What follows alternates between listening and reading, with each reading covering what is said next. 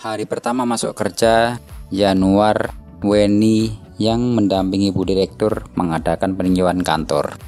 Selanjutnya mereka mengadakan rapat dadakan karena ruangan kantor masih jauh dari kata siap untuk digunakan. Yanuar memutuskan untuk segera merenovasi ruangan sesuai dengan kebutuhan operasional kantor. Sesuai hasil meeting, Busonya harus kembali ke Surabaya hari ini. Sedang Weni diminta membantu Yanuar selama 1 minggu mendampinginya. Nanti kalau ruangan sudah siap, tolong info Weni agar dia bisa melakukan interview calon karyawan baru dan Weni bisa membuat lowongan pekerjaan melalui media. Baik Bu, baik Bu. Saya nanti yang akan mengantar Ibu ke bandara, kata Yanuar setelah selesai meeting hari ini. Weni diajak sekalian biar dia tahu juga jalanan Jakarta. Gitu ya Wen? Sekarang kamu tinggal di mana Yanuar? Tanya Busonya. Saya tinggal di apartemen daerah Kuningan Bu. Tidak jauh dengan hotel, jawab Yanuar. Oh iya Wen, kamarmu kan sudah di booking untuk 1 minggu. Nanti sisanya terserah kamu saja. Masih mau di hotel ini atau cari yang lain. Yang penting cari yang aman ya. Yanuar, tolong jaga Weni, kata Busonya seraya meninggalkan Yanuar dan Weni di ruang meeting menuju kamarnya. Busonya ini tanpa ibu suruh pun sudah pasti aku akan jaga kekasihku yang cantik ini, kata Yanuar berbisik kepada Weni sambil tersenyum. Oh, so sweet. Benarkah begitu sayang? Tanya Weni menggoda. Sementara Yanuar dan Weni masih melanjutkan pembicaraan mengenai tahapan-tahapan kerja yang harus mereka lakukan, mulai dari desain ruangan, cari kontraktor, dan perlengkapan kantor termasuk tim kerjanya. Setelah seminggu mendampingi Yanuar, Weni harus kembali ke Surabaya. Sebetulnya aku masih sangat butuh bantuan kamu, Say. Tapi oke lah, nanti kita bisa lewat telepon saja ya, kata Yanuar ketika dalam perjalanan menuju bandara. Setelah sebulan Yanuar tinggal di Jakarta dengan jadwal yang ketat, akhirnya pengerjaan kantor dapat diselesaikan dengan cepat sesuai rencana. Tepat awal bulan, Weni sudah kembali ke Jakarta untuk melakukan interview dan tes kepada calon karyawan PT GNG Perdana Propertindo, di mana Yanuar sebagai general manajernya. Tentu saja kedatangan Weni benar-benar menambah semangat kerja Yanuar. Apalagi Weni selalu memberinya support dan mengingatkan akan hal-hal kecil yang terlupakan. Bahkan tidak jarang beberapa kali mereka saling berargumen tentang pekerjaannya. Sehabis meeting dengan kontraktor, Weni dan Yanuar melakukan tur keliling ruangan kantornya didampingi kontraktor yang telah selesai mengerjakan dan memasang furniture. Dari ruangan pantry, ruang makan karyawan, ruang ibadah, hingga ruang vice president direktur telah diperiksanya dengan seksama. Beberapa defect list sudah dicatat dan diserahkan kepada kontraktor untuk segera dilakukan penyempurnaan. Yanuar begitu detail dengan seluruh peralatan ruang kerjanya, mulai dari pemasangan lampu, pemasangan listrik, penempatan meja yang kurang tepat, penempatan firehead detector hingga suara noise AC, serta pemasangan tabung pemadam kebakaran dan petunjuk jalan menuju pintu keluar bila terjadi kebakaran ataupun gempa bumi. Wow, kamu sangat hebat sayang. Aku saja baru ngerti soal defect tadi. Gak salah dong, Busonya pilih kamu, bisik Weni saat mereka berjalan ke arah lift menuju ruang ke apartemennya. Saatnya makan siang. Weni sudah menyiapkan makanan yang sudah dimasaknya untuk makan berdua Yanuar di kantor. Kamu gak capek Wen? Pagi-pagi sudah masak, kata Yanuar. Enggak kok Yan, tinggal cemplung-cemplung cepat kok. Ditinggal mandi juga sudah matang, jawab Weni sambil tersenyum. Tapi nanti kalau sudah ada karyawan, sebaiknya kita makan di luar saja, usul Yanuar dan dianggukkan Weni tanda setuju.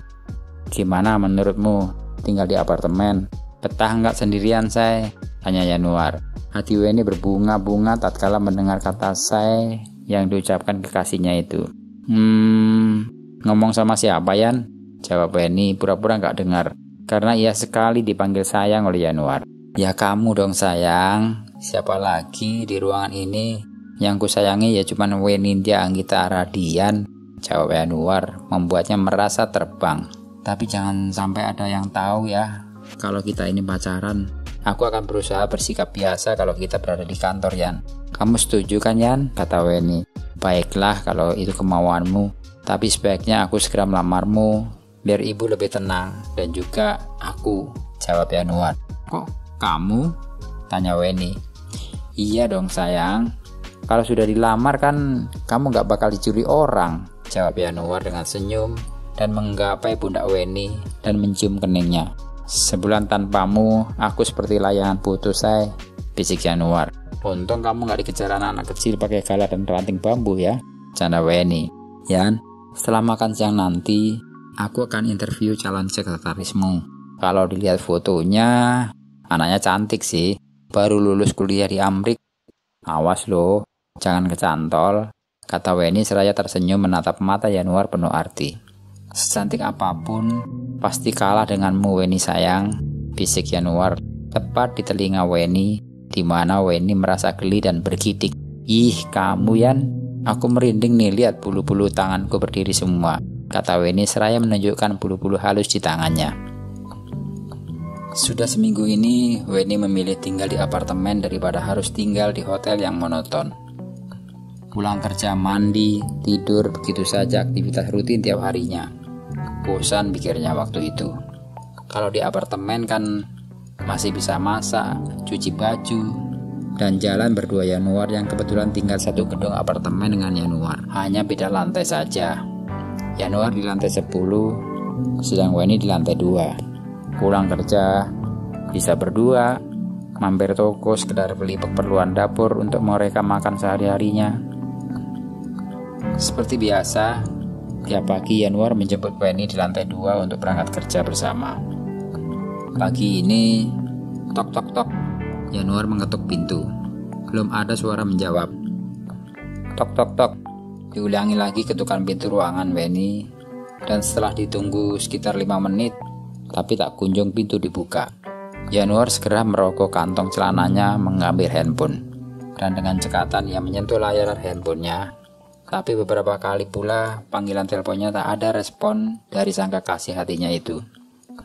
Ia menjadi was-was, khawatir dengan kekasihnya. Ada apa ya? Yanuar segera kembali ke ruangannya di lantai 10 guna mengambil kunci duplikat ruangan apartemen Weni, dan segera ia meluncur kembali ke lantai 2. Lantas ia membuka pintu dengan kunci yang diambilnya.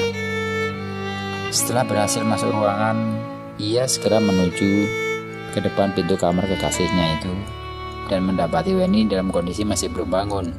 Yanuar berusaha memanggil-panggil, "Wen, sudah siang, ayo berangkat kantor," katanya masih di depan pintu kamarnya. Karena lama tak ada jawaban, Yanuar segera membuka pintu kamarnya yang kebetulan tidak dikunci. "Wen, bangun sayang," bisiknya seraya menggoyang-goyang pundak Weni, tapi sama sekali Weni tak beranjak untuk bangun. Bahkan membuka mata pun tidak. Ia hanya melambaikan tangan dan berkata, "Aku tak bisa bangun Yan, kepalaku sangat pusing." Yanuar pun khawatir. Maka ia segera menelpon poliklinik yang berada di lantai dasar agar dokter dapat segera memeriksa kekasihnya itu. Tak lama berselang, seorang dokter dan seorang perawat datang dan segera memeriksanya. Yanuar sangat cemas dan khawatir bila terjadi sesuatu dengan Weni. Seingatnya, kemarin malam ia tidak menunjukkan hal-hal yang mencurigakan ataupun menunjukkan tanda-tanda aneh. Kok tiba-tiba pagi ini seperti ini, pikirnya. "Bagaimana dokter?"